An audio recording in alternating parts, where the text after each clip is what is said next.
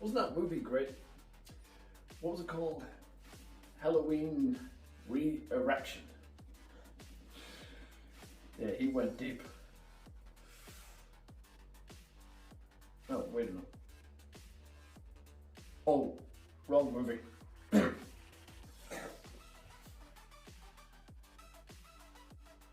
So, Halloween Resurrection is a fan movie produced by Studios 131 and Styles Studio. This was an interesting one. I didn't know what to expect. I just went in and hadn't a clue what to expect. But you know what? I was pleasantly surprised. You know, I think there's not enough fan movies out there. And we have the technology. All it takes is for recording on your phone.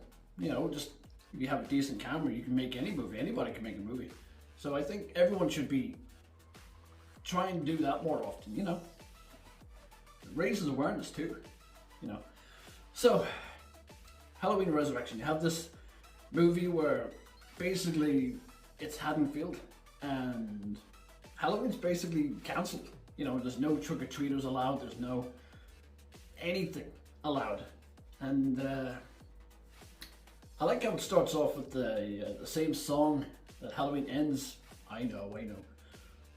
Began with, you know, the intro. You have that song, which I like. It's a great song. I have to have that in my playlist. Oh, yeah. So, we have our first character, which is Officer Hopkins, I think. And he's basically, you know, everyone, you can hear on the radio, it's like telling him that Halloween's cancelled. So, he sees a kid waiting for a delivery, so he sends the kid home, you know, basically, you know, piss off, Hope. You little shit. Said it more politer than that, but this is why I can never be a police officer. So he goes into his house, and boom, you get the first glance of Michael standing in the shadows, which is a kick-ass shot. You have the dark room, and then of course, you see the white mask, half of it, like it's half burnt. Which is a great mask, by the way. A lot better than the actual Halloween Resurrection mask. God, I hate that one. Although there's worse masks, trust me. So, he says, so, you know, you come back now? So they have a fight, and there was a scene that actually got a chuckle out of me. Was, you know, he goes up and tries to hit Michael. Michael grabs it, pulls it down, and he headbutts him. After he falls down from the headbutt, he's like, oh, I'm just warming up. that got a chuckle out of me, so that was brilliant. So, got up and continued fighting. He threw Michael's ass on the table. You know, broke his arm and took his mask off and threw the mask on him. Goes to get a knife, comes back, prepared to finish the job. Of course, Michael grabs him and jumps off and basically beats the ever-loving shit out of him. Which, it's still a better fight than Busta Rhymes. God. That's what I felt like. I felt this fight was a better a better version. That's what I wrote. Better version of what we have with Busta Rhymes. You know him, this fucking karate and shit. What the fuck? So I enjoyed this fight a lot more than that. You know, and it was basically ends with the guy getting his head smashed off the table and then hit with the fucking pole. And boom. So that's how it starts off, and then cutting to Michael walking away. And then we get the intro, which you get the iconic music, Halloween music from the Carpenters, which is awesome that they reused that. And of course you also have the pumpkin, which I thought was a really nice touch. Having the pumpkin there and then have like the names, you know. So yeah, then it cuts to Michael. It's 1 year later, and you have Michael like just walking randomly down the neighborhood. He stops and he hears music, and you see the band, you know, playing, which is pretty cool. They play pretty damn good. And after they're finished with their rehearsal, they get a text saying the gig's cancelled because it's Halloween and because of Michael Myers.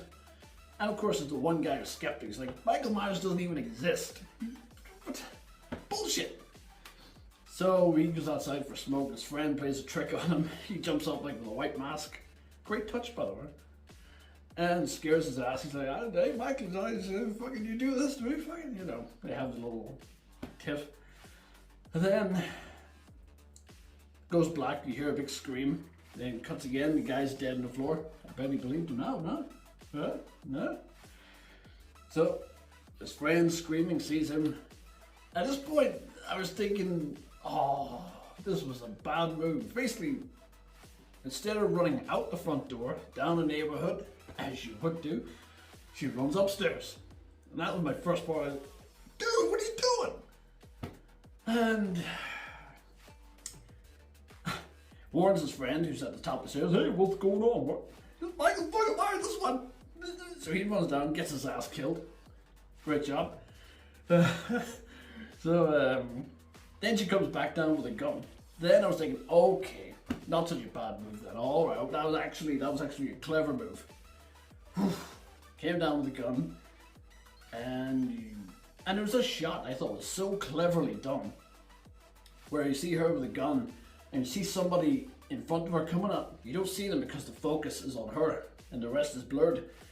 And then, as it focuses more, you see that it's not Michael, it's just her friend. You know, that was little things like that make a big difference. I thought that was really well done. I genuinely thought that was awesome. I was like, okay, that's cool. So then, of course, you see Michael coming after the friend, kills her ass, and so there's just so much involved in this. You know, there's like just everything. It's from the fighting, the atmosphere, the music, the use of the Carpenters, and another touch which I like, which is the next scene, would be that they added Loomis, like a couple of voice notes from, you know, Donald Pleasence. No, except for one. But I thought that was a really great touch. You had all these little newspaper articles coming up and you heard Loomis's voice in the background, you know, talking about who Michael's evil, you know, stuff. All of his iconic monologues. And, which I thought was a really, really nice touch. And a nice little tribute to Donald Pleasence. Rest in peace, sir. Which, yeah, that was kick-ass. I really enjoyed that. And Michael himself in this movie, played by William Stiles, he does a really good job at actually capturing the movements of Michael, the look, the simple head tilts, like he does whenever the band is rehearsing. You see him at the door of the window, and he does the iconic tilts. He does, you know, better than some actors I know. I do actually play in the movie, Halloween 5. But yeah, and the mask is kick-ass. The Halloween Kills mask with the half burnt, that's badass. But yeah, he played Michael to a T. So that was a great fucking job playing Michael. That was kick-ass. The cinematography was good, like Michael in the dark, and you see him. Awesome shit. Like I said, there should be more movies like this, fan movies, which I think are kick-ass. You know, then you get near around the end where Michael, of course you have the iconic, Michael comes off the fucking, hanging off the thing, jumps down, gets in a fight, of course. Oh, that's another funny sequence I remember, is whenever they're talking about Michael, yeah, you know, he did the, you know, he goes,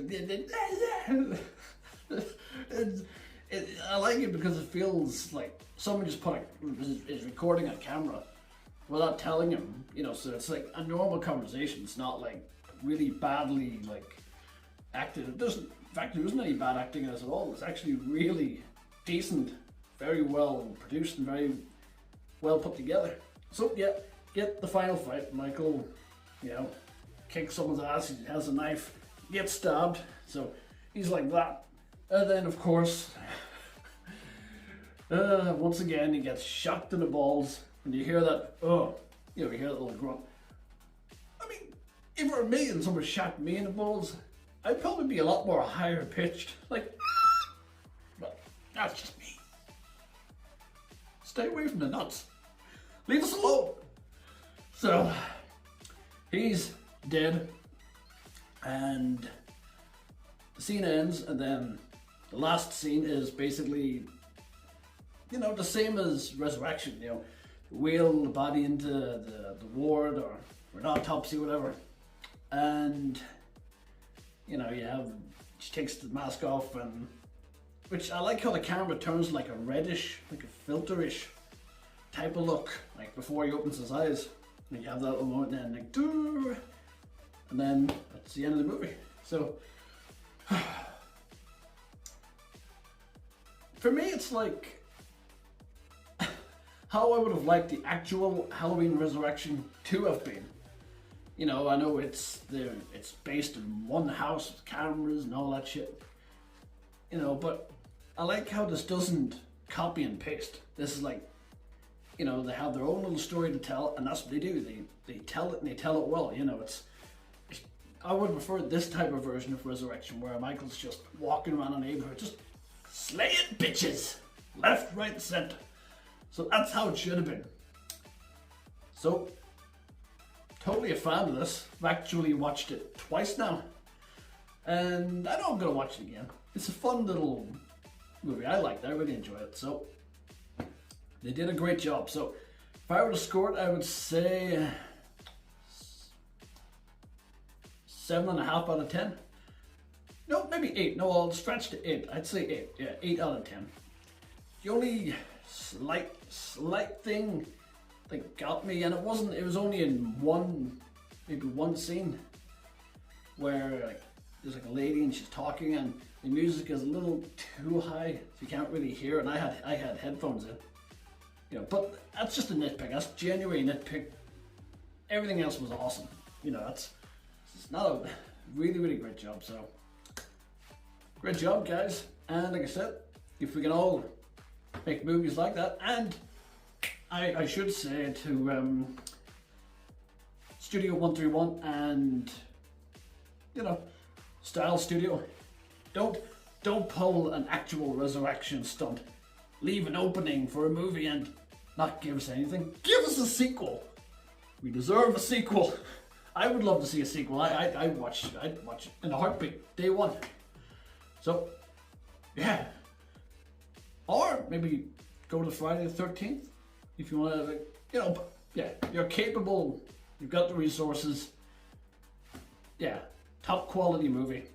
At times I forgot this was actually a fan film, honestly. It was awesome, but yeah. Awesome. So, thanks for watching, and if you stuck around this long to watch, listen to me yak on, then thank you. And if you can, if you think I've earned it, you like and subscribe. And yeah, thanks for watching. Don't kill anyone.